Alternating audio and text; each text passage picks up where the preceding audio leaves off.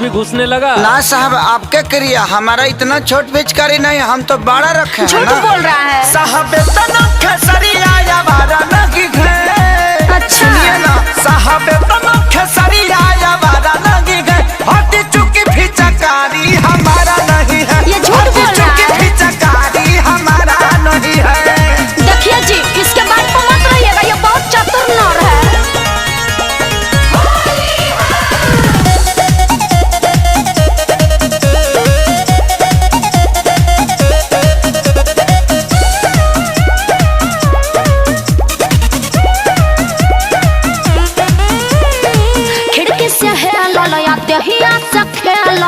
हमरा बुझाइल जब लागल हपाला जबनिया चक्का रह गइनी भजाका भागल ह कोइनी जब चोर चोर हाला। हमको पक्का विश्वास है जी, यही था। झूठाई लजाम सारा सोनाई लगावतिया। चुप रहो। हमके फसाई ये फागुन में। अच्छा। रात भर झाल लेके मंडली में झूमत रही। झूठ बोल रहा है। हम दादा फगुआ के धुन में। ठीक नहीं होगा झूठ बोलोगे तो। साहब हमारा घरे का दही बड़ा नहीं है। साहब हमारा घरे का दही बड़ा नहीं है।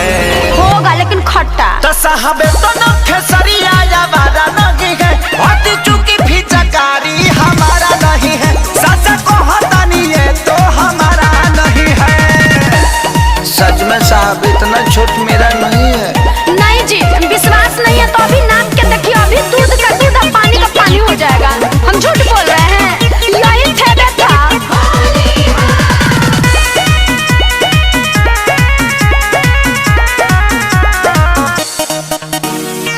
कान धराई हथकड़ी लगाई, अपना गुनाह तो बचा के कबूली।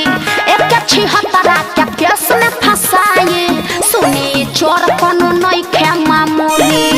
आगे चल के बहुत घात पड़ी है।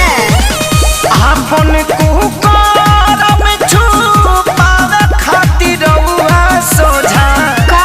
रोतिया बात हमारा मानी जी। चुप रहो। सोनू सुधा कर संगे धराइल त बचे खातिर गावतिया ऐसन कहानी जी। फिर झूठ बोल रहा है, देखिए जी। सीधावा के कलयुग में गुजारा नहीं है। सीधावा के कलयुग में गुजारा नहीं है। हट झूठा कहीं का। साहबे तो खेसरिया हमारा नहीं है। हटी चुकी फिचकारी हमारा नहीं है। हटी चुकी फिचकारी हमारा नहीं है।